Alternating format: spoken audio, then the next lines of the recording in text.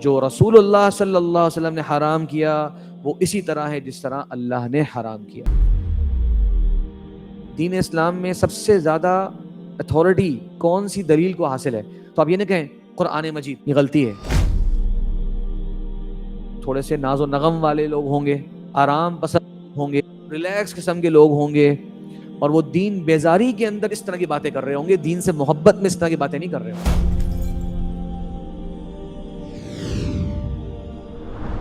فرمایا نبی کریم صلی اللہ علیہ وسلم نے، خبردار، مجھے کتاب اور اس کے ساتھ اس کی مثل دی گئی ہے، اس جیسی ایک اور چیز دی گئی ہے، خبردار، آگاہ ہو جاؤ، اچھی طرح نوٹ کر لو یہ بات۔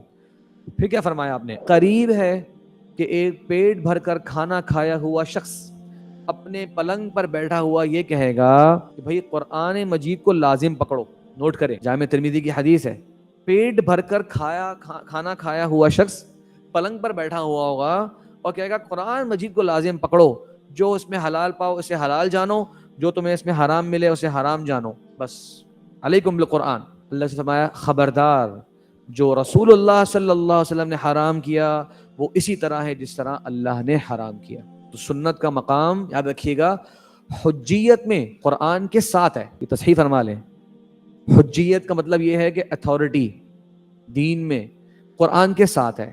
ہاں، کہنے والے کے اعتبار سے قرآن چونکہ اللہ کا کلام ہے اور حدیث چونکہ نبی کریم صلی اللہ علیہ وسلم کا فرمان ہے، تو پھر اللہ کے کلام کے ساتھ کہنے والے کے اعتبار سے کسی کا مقام نہیں ہے۔ اللہ کا کلام سب سے برتر ہے اس معنی میں۔ دونوں میں فرق سمجھ رہے ہیں؟ ایک ہے میں کہوں کہ دین اسلام میں سب سے زیادہ اتھارٹی کون سی دلیل کو حاصل ہے، تو آپ یہ نہ کہیں قرآن مجید، یہ غلطی ہے۔ سب سے پہلے تو قرآن ہے بھائی، اس کے بعد پھر حجت جو ہے وہ سنت ہے۔ یہ جملہ غلط ہے، قرآن اور حدیث دونوں حجت ہے، یہ ہمیں قرآن نے بتایا۔ ہاں البتہ ظاہر سی بات ہے، قرآن چونکہ اللہ کا کلام ہے اس لیے اس کو فوقیت اور برتری حاصل ہے نبی کریم صلی اللہ علیہ وسلم کے کلام کے مقابلے میں، اس اعتبار سے تو قرآن اوپر ہے۔ لیکن حجیت، عمل، وہ چیز جو ایویڈنس ہو آپ کے لیے دین اسلام کے اندر، اس اعتبار سے دونوں برابر ہیں۔ واضح ہے انشاءاللہ یہ پوائنٹ؟ اس میں آپ نوٹ کریں، ایک عجیب سا وصف اللہ کے رسول نے بیان فرمایا کہ پیٹ بھرا ہوا شخص ہوگا اور پلنگ پر آرام کر رہا ہوگا۔ آج آپ نوٹ نہیں کرتے کہ جو اکثر احادیث کے اوپر اعتراض کرنے والے حضرات ہیں ان کی کچھ حالت اس طرح کی ہوتی ہے، پک اینڈ چوز کرنا، آسان سی چیزیں لینے کا ایک مزاج ہونا۔ ان کو لگتا ہے کہ احادیث آنے سے 10 چیزوں کے اوپر ان کی رکاوٹیں آ رہی ہیں، یہ کام منع ہو گیا، یہ کام منع ہو گیا، یہ بھی نہیں کرنا، وہ بھی نہیں کرنا، ٹرانزیکشن یہ حلال ہے، یہ حرام ہے، مشکل ہو رہا ہے۔ قرآن سے یہ قرآن تو یہ اشارہ ہے کہ اس طرح کی بات کرنے والے لوگ اکثر تھوڑے سے ناز و نغم والے لوگ ہوں گے، آرام پسند ہوں گے، ریلیکس قسم کے لوگ ہوں گے، اور وہ دین بیزاری کے اندر اس طرح کی باتیں کر رہے ہوں گے، دین سے محبت میں اس طرح کی باتیں نہیں کر رہے ہوں گے۔ اس لیے نامینیٹ کیے بغیر آپ نے معاشرے کے اندر دیکھیے تو آپ کو معلوم ہوگا کہ اس طرح کی باتیں کرنے والے لوگ اکثر آپ کو باقی دین کے احکام جو قرآن میں موجود ہے نا اس میں بھی کوئی بہت آگے نظر نہیں آئیں گے، کہیں گے قرآن قرآن قرآن۔ آپ بولیے جناب ذرا بسم اللہ کرتے ہیں ماشاءاللہ، الف لام میم سے ذرا ایک صفحے کی تلاوت تو کر کے سنائیے۔ بولیں گے اب تم پھر کہو گے یار تجوید صحیح نہیں تمہاری اور مخارج صحیح نہیں ہے تمہارے۔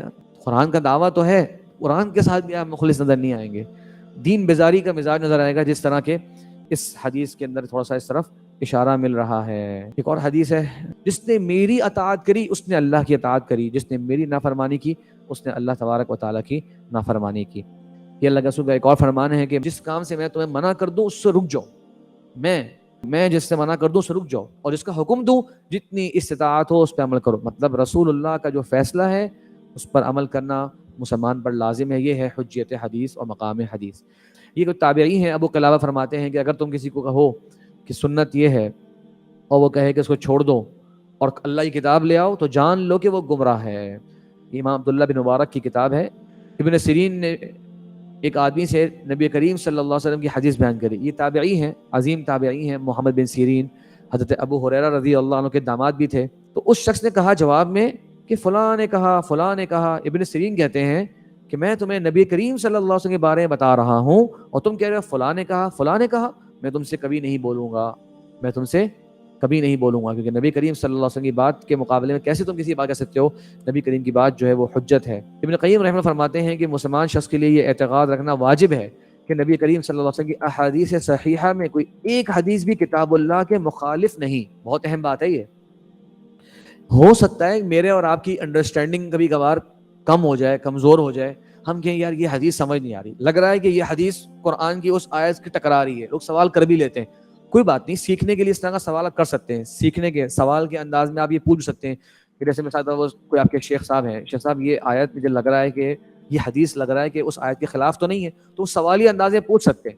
لیکن عقیدہ رکھنا جناب صحیح احادیث بھی ہوں اور وہ قرآن مجید کے خلاف ہوں، یہ جائز نہیں ہے، یہ عقیدہ رکھنا جائز ہی نہیں. یا تو وہ حدیث ضعیف ہوگی یا اس حدیث کی خاص انڈرسٹینڈنگ ہوگی جو مجھے اور آپ کو نہیں معلوم ہوگی، اور اس کا حل یہ ہے کہ ہم اور آپ علم سیکھیں، اس کے بارے میں سوال کر لیں.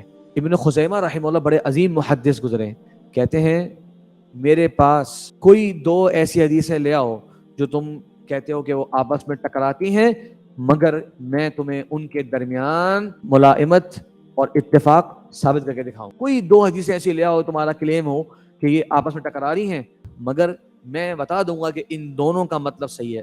شرط یہ کہ وہ دونوں صحیح ہوں، دونوں ہی کنڈیشنز ہو سکتی ہیں. اور ہمارے بر صغیر کے اندر عظیم محدث دیار سندھ کے علامہ بدیع الدین شاہ الراشدی رحمہ اللہ، ان کے بارے میں بھی ان کے بعض تلامذہ نے لکھا کہ وہ بھی یہ الحمدللہ بصیرت کے ساتھ یہ دعویٰ کیا کرتے تھے کہ کوئی دو حدیثیں ایسی لے کر آؤ جو تمہیں لگ رہا ہو کہ ایک دوسرے سے ٹکرا رہی ہیں یا قرآن سے ٹکرا رہی ہیں، میں تمہیں ان کے درمیان اتفاق اور تآلف کر کے دکھاؤں گا. تو الحمدللہ یہ ان کا ایک بہت بڑا علم کے اندر مقام تھا، خاص کر علم حدیث کے اندر.